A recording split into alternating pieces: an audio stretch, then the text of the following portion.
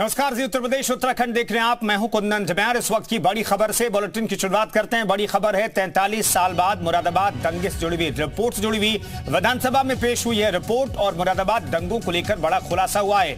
Doctor Shamim Ahmad Khan था दंगे का सूत्रधार, ये इस रिपोर्ट में जिक्र किया गया है। डॉक्टर शमीम ने ही नमाज के दौरान करवाया था पथराव। राजनीतिक फायदा लेने के लिए दंगों को दी गई थी हवा।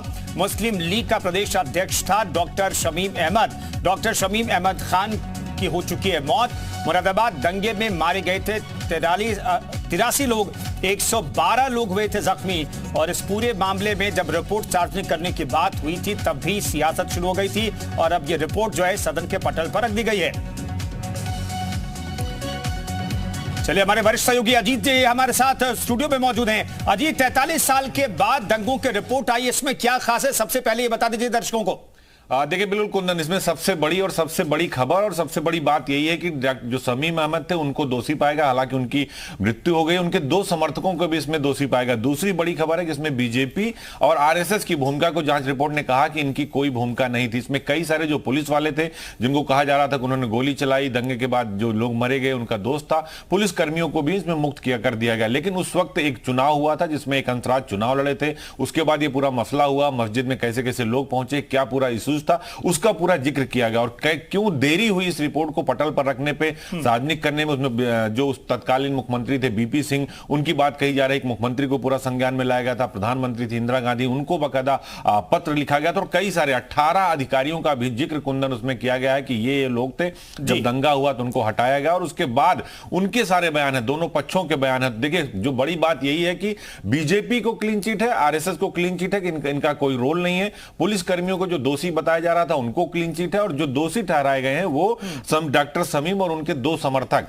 और ये भी उसमें संस्तुति की गई कि इन्होंने जानबूझकर मुस्लिम लीग के नेताओं ने भड़काया, इन्होंने पथरावबाजी कराई और उसके बाद पूरे मुरादाबाद में ये दंगे भड़के और कई सारे लोग मारे गए। कुंदन, बिल्कुल अजीत, तो 43 साल पहले वो जो घटना थी उसके बारे में भी बता दीजिए, क्योंकि अब तो ये क्लियर हो गया है कि शमीम अहमद जो है, डॉक्टर शमीम अहमद, वो इस रिपोर्ट के आधार पर दोषी करार दिया गया है और जिनकी मौत भी हो गई है। और 2 समर्थकों की को भी कहा जा रहा है कि वो इसके लिए जिम्मेदार थे। लेकिन हुआ क्या था, दर्शकों को जरा ये भी याद दिलवा दीजिए।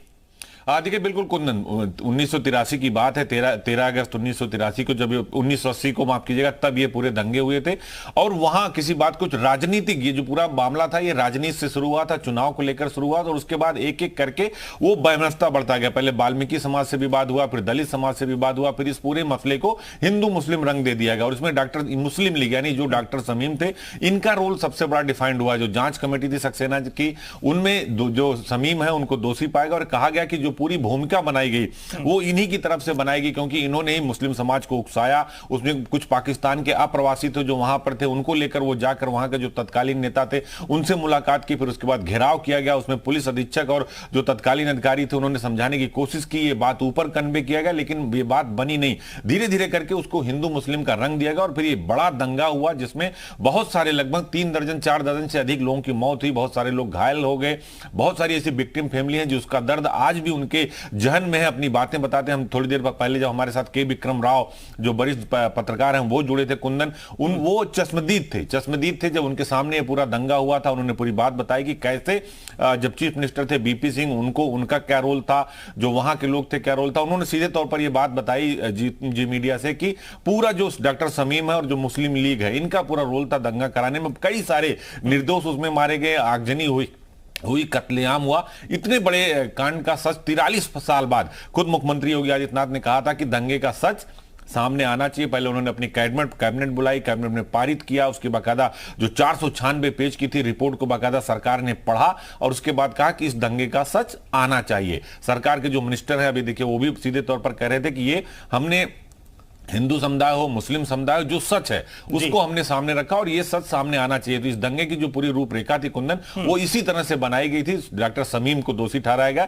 और उनके 2 समर्थक, यानी 3 लोगों की पूरी महत्वपूर्ण भूमिका थी जिन्होंने उस पूरे दंगे की पृष्ठभूमि को तैयार किया, उसकी जमीन को तैयार किया, मुस्लिम समुदाय के लोगों को एकत्रित किया, वाल्मीकि समुदाय के लोगों को दूसरी तरफ से भड़काएगा और फिर ये आमने सामने हुआ जिसमें बहुत सारे लोग मारे गए। कुंदन, बिल्कुल, तो पूरी कहानी हमारे वरिष्ठ सहयोगी अजीत सिंह बता रहे हैं और इस पूरे मामले में डॉक्टर शमीम अहमद को दोषी करार दिया गया है। लेकिन इस रिपोर्ट को सार्वजनिक करने के बाद जब अजीत जी शुरू हुई थी तब से सियासत होने लगी थी और कहा जा रहा था गड़े मुर्दे आखिर योगी सरकार क्यों उखाड़ रही है। लेकिन गड़े मुर्दे उखाड़ना बेहद जरूरी था।